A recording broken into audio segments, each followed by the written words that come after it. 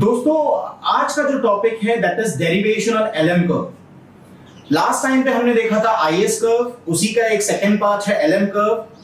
चलिए देखते हैं एलएम। सबसे पहले एलएम का फुल फॉर्म क्या है?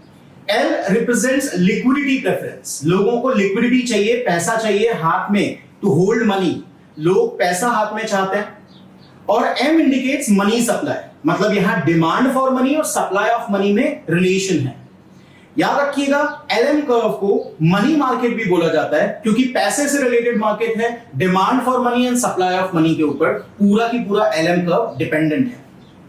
तो ये जो कंसेप्ट है एलएम कर्व का, again it was developed by John Hicks in 1937 और इन्हीं के काम को आगे बढ़ाया था एल्विन हैंसन ने। अब मनी मार्केट बोलता क्या है? मैंने अभी अभी आपको बताया कि मनी मार्केट बोलता है कि demand for money must be equal to supply of money. तो देखिए the money market is concerned with demand for and supply of money. The money market equilibrium पे रहेगा, is in equilibrium when demand for money equals the supply of money. The LM curve shows the different combination of interest rates. अब interest rate का क्या होगा demand और supply के time पे? Interest rates and income eight which market is in equilibrium. याद रखिएगा हमको यहां इक्विलिब्रियम ढूंढना है। हम इक्विलिब्रियम ढूंढेंगे with the help of demand for money and supply of money.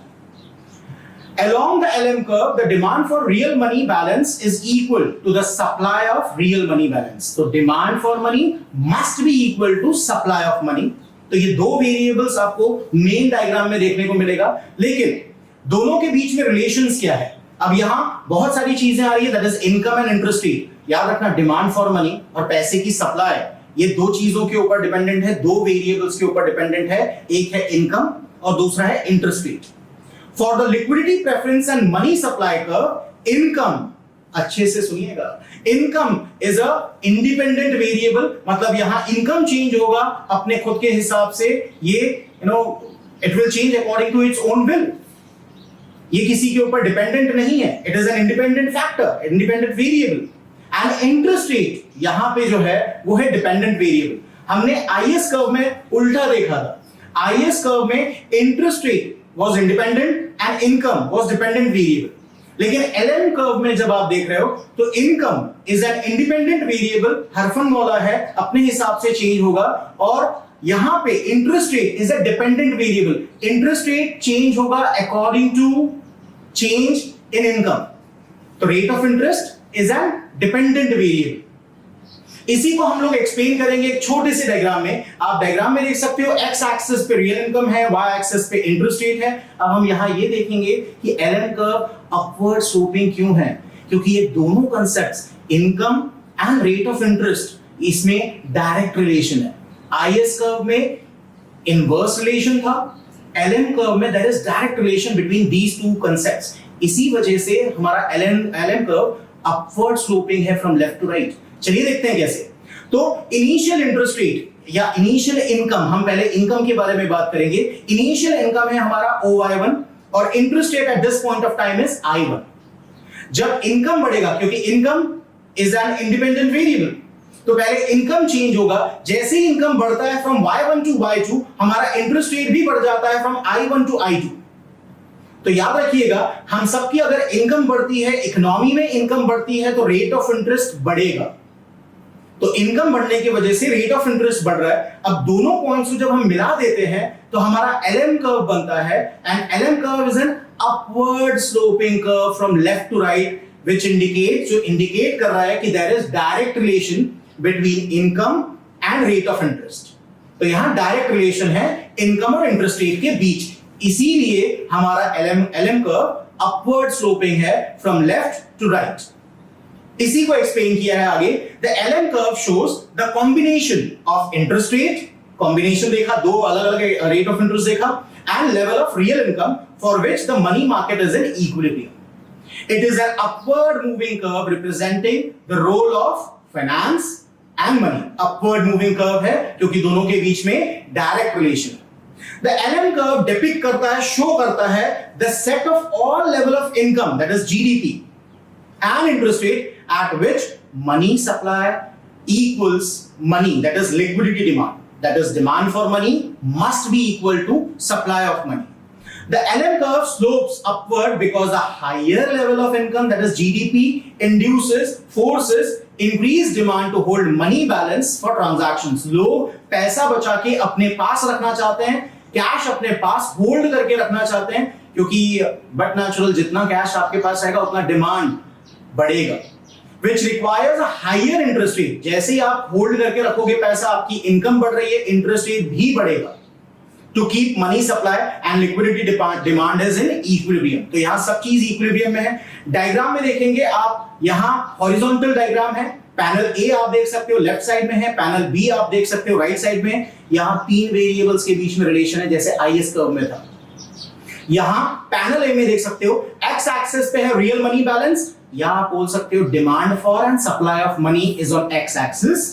Y axis पे है इंटरेस्ट रेट. पैनल बी में आप देख सकते हो real income again is on X axis, लेकिन interest rate is on Y axis. तो यहां तीन कंसेप्ट है, that is income, interest rate and demand for and supply of money. तो अभी हमने पहले वाले डायग्राम में देखा था कि LM curve is an upward moving curve from left to right which indicates that there is direct relation between income and interest rate. इसीलिए हमारा एलएम कर्व अपवर्ड स्लोपिंग है. पैनल बी में आप देख सकते हैं. अब एमएम, पैनल ए में हम लोगों ने एक वर्टिकल लाइन ड्रॉ की है MM. MM indicates supply of money which is constant. Reserve Bank of India daily basis पे नोट नहीं छापती है, तो money supply will be constant, stable at MM. तो MM indicates supply of money which is constant. अब हम तीनों के बीच में रिलेशन देखेंगे. सबसे पहले आप देख सकते हो पैनल बी में देखिए, जब हमारी इनकम y1 है, इसको हम जब ऊपर लेके जाते हैं एलएम कर्व की तरफ तो हमको इक्विलिब्रियम मिल रहा है E1. And rate of interest panel A में हम देख रहे हैं I1. याद रखिएगा तीन अलग अलग वेरिएबल्स को एक डायग्राम में दिखाना पॉसिबल नहीं है, इसके लिए यहां दो पैनल्स बने, panel A and panel B.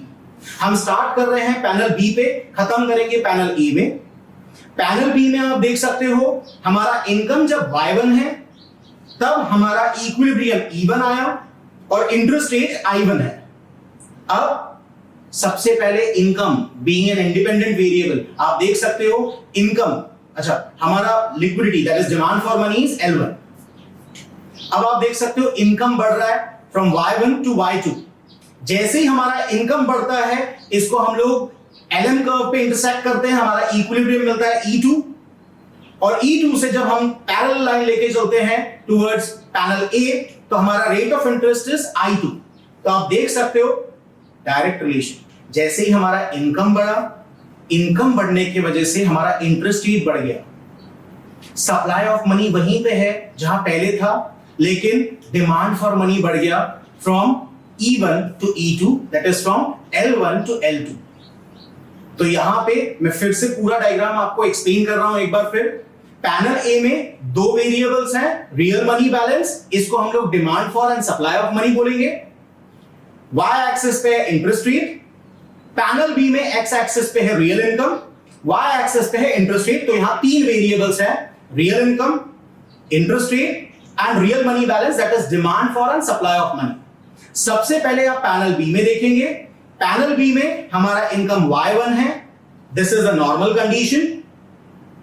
इसको जब हम इंटरसेक्ट करते हैं एलएम कर्व पे तो हमें इक्विलिब्रियम मिलता है दैट इज E1. और E1 के टाइम पे हम इसको लाइन को अगर एक्सटेंड करेंगे towards x axis, sorry y axis of panel A, तो हमको दिखाई दे रहा है इंटरेस्ट रेट. तो तीन कंसेप्ट दिखाई दिया आपको. MM indicates supply of money, ठीक है. अब supply of money E1 point पे सप्लाई ऑफ मनी कांस्टेंट है और demand for money is L1. जैसे ही हमारा रियल इनकम बढ़ता है, अगेन पैनल बी में देखिए, जैसे ही हमारा रियल इनकम बढ़ता है फ्रॉम Y1 टू Y2, हमारा इंटरेस्ट रेट बढ़ रहा है from I1 to I2 because that is a direct relation. Supply of money जहां था वही है, लेकिन डिमांड फॉर मनी बढ़ गया फ्रॉम L1 टू L2. तो ये हमारा डायग्राम था. अब हम बात करेंगे शिफ्ट इन एलएम कर्व. अब आप एलएम कर्व देख सकते हो, it is upward moving curve. हम सबको मालूम है कि अपवर्ड मूविंग कर्व क्यों है, because there is a direct relation between income and real interest rate.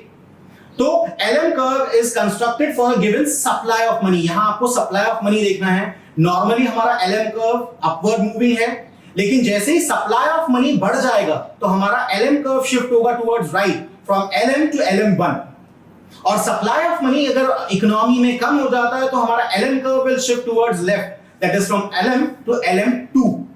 उसी का एक्सप्लेनेशन है, देखिए आप, the LM curve is constructed for a given supply of money and increase in the money supply will shift, increase in money supply will shift the LM curve towards right.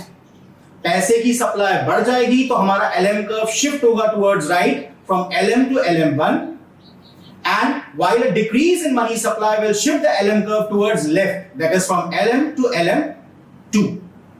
तो दोस्तों ये था concept और derivation of LM curve. उम्मीद है आपको concept समझ में आया होगा।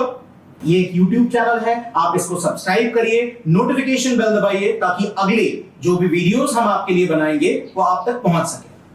बहुत बहुत शुक्रिया आपका।